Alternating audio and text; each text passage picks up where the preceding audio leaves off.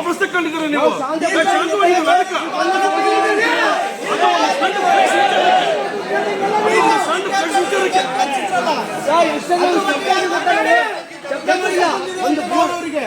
ಏನ್ ಎದುರಿಸ್ತೀರಾ? ಕೂತ್ಕೊಂಡಿರೋ ಹುಡುಗರಿಗೆ ಎದುರಿಸ್ತೀರಾ ಏನ್ ಹೆಸರು ಅಂತೇಳಿ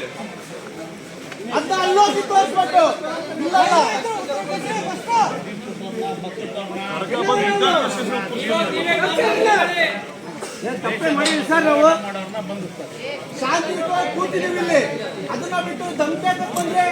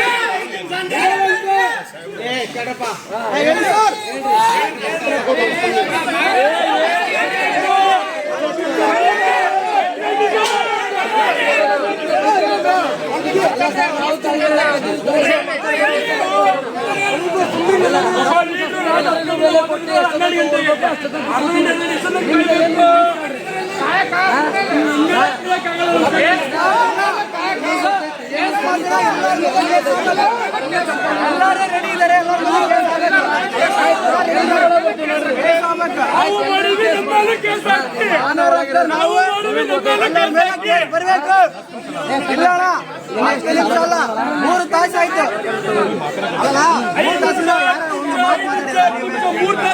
ಹಳೆ ಮಾವ ಅನ್ಕೊಂಡ್ ಜೊತೆಗಿತ್ತು.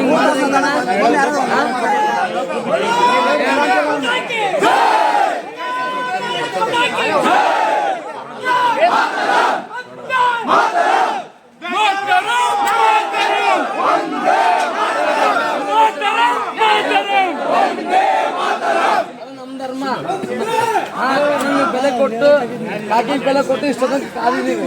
ಅದಕ್ಕೆ ಬೆಲೆ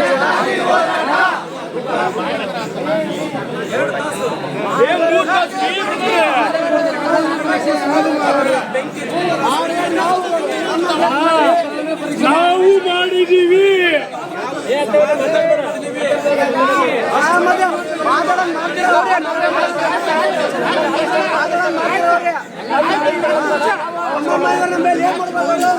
ಏನಪ್ಪ, ಮನೆಗಿರೋದಲ್ಲಿ ಇರ್ತೀವಿ, ನಮಗ್ ಕೆಲ್ಸಿಲ್ಲ ಗೊತ್ತಿಲ್ಲ, ಮನೆಗಿರೋದಲ್ಲಿ ಇರ್ತೀವಿ ಅಷ್ಟೇ.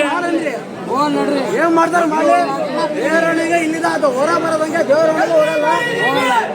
ಅಲ್ಲ ಹೋಗಲ್ಲ ನೀವು ಕರ್ಕೊಂಡ್ರಿ ಆಳ ಇಲ್ಲೇ ಆಗ್ತಾರ.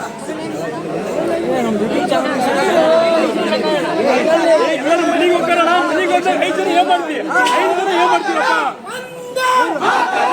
ಒಳಗೆ ಹೋದ್ರೆ ಮುಖಂಡ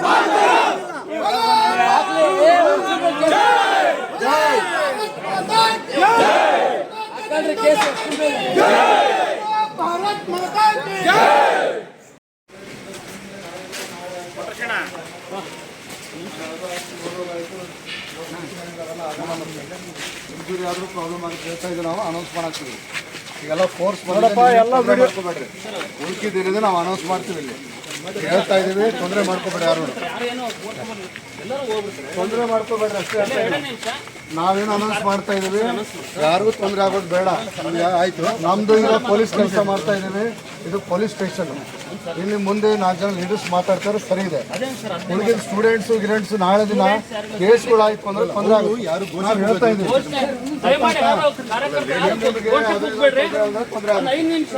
ನಾವು ಹೇಳ್ತಾ ಇದೀವಿ. ಸಮಾಧಾನ ನೋಡ್ತಾ ಇದ್ದೀವಿ. ಇಲ್ಲಿ ಬಾರೋ ಓಡಿಸೋದು ಕಾಣ್ತೀವಿ. ಅವನೇ ಬರ್ತೀವಿ.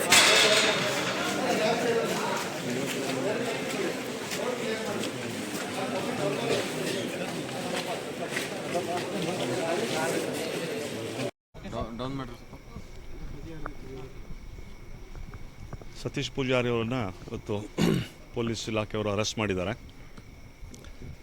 ಕಾರಣ ಪ್ರಚೋದನಕಾರಿಯಾಗಿ ಮಾತಾಡಿದ್ದಾರೆ ಅಂತೇನು ಹೇಳ್ತಿದ್ದಾರೆ. ಅದಕ್ಕೆ ನಾವು ಸಾಕ್ಷಿಯನ್ನು ಕೇಳಿದ್ದೀವಿ, ಯಾವ ಇದರಲ್ಲಿ ಮಾತಾಡಿದ್ದಾರೆ ಏನು ಸಾಕ್ಷಿಯನ್ನು ಕೇಳಿದ್ವಿ. ಆದರೆ ಒಟ್ಟಾರೆ ಇಲ್ಲಿ ನಮ್ಗೆ ಅನಿಸೋದು ಇಲ್ಲೊಂದು ವ್ಯವಸ್ಥಿತ ಪಿತೂರಿ ನಡೀತಾ ಇದೆ. ರಾಜಕೀಯ ಕಾರಣಗಳು ಸಹ ಇರ್ಬೋದು. ಹಿಂದೂ ಸಂಘಟನೆ, ಹಿಂದೂ ಕಾರ್ಯಕರ್ತರನ್ನು ಹತ್ತಿಕ್ಕುವಂಥ ಕೆಲಸವನ್ನು ಪೊಲೀಸ್ ಇಲಾಖೆಯ ಮೂಲಕ ಕೆಲವೊಂದು ಶಕ್ತಿಗಳು ಮಾಡ್ತಾ ಇದ್ದಾವೆ. ಈಗ ನಮ್ಮ ಮುಂದೆ ಕಾನೂನಿನ ಹೋರಾಟದ ದಾರಿಯಲ್ಲಿ ನಾವು ಹೋಗ್ತೀವಿ. ಈ ನಮ್ಮ ವಕೀಲರ ಟೀಮ್ ಬಂದಿದೆ. ಕಾನೂನಾತ್ಮಕವಾಗಿ ಅವರ ಸಲಹೆಯನ್ನು ಪಡೆದು ಕಾನೂನು ರೀತಿಯ ಹೋರಾಟವನ್ನು ಮಾಡ್ತೀವಿ. ಎಫ್ ಐ ಆರ್ ಆಗಿದೆ. ಎಫ್ ಐ ಆರ್ ಕಾಪಿ ಕೊಡ್ತಾರೆ. ನಮ್ಮ ವಕೀಲರ ಟೀಮ್ ಇದೆ. ನಿನ್ನೆ ಕೇಸಿನ ಸಂಬಂಧಪಟ್ಟಂಗೆ ಹಾಗೆ ಮುಂದೆ ಏನೋ ಪ್ರಚೋದನಕಾರಿಯಾಗಿ ಮಾತಾಡಿದ್ದಾರೆ ಅಂಥೇಳಿ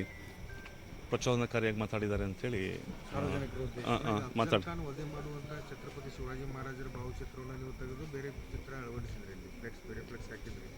ಅದಾದ್ಮೇಲೆ ಮತ್ತೇನಾಯ್ತು, ಏನು ಆಗಕ್ಕೆ ಕಾರಣ ಏನು? ಅದನ್ನು ಬೇರೆ ಬೇರೆ ಕಾರಣಗಳು ಹೇಳ್ತಾರೆ. ಅದಕ್ಕೆ ನಾವು ಸಾಕ್ಷಿಗಳು ಕೇಳಿದ್ವಿ. ಅವ್ರಿಗೆ ಎಫ್ ಐ ಆರ್ ಕಾಪಿನೂ ಕೊಟ್ಟಿಲ್ಲ. ಈಗ ನಮ್ಮ ವಕೀಲರು ತೊಗೊತಾರೆ. ಮತ್ತು ಏನು ಸಾಕ್ಷಿಗಳಿದೆ ಅಂತ ಕೇಳ್ತೀವಿ. ಈಗ ಒಂದು ಸಾರಿ ಎಫ್ ಐ ಆರ್ ಆದಮೇಲೆ ನಾವು ಕಾನೂನು ರೀತಿಯೇ ಹೋರಾಟ ಮಾಡಬೇಕು. ನಮ್ಮ ವಕೀಲ ಟೀಮ್ ಬಂದಿದೆ.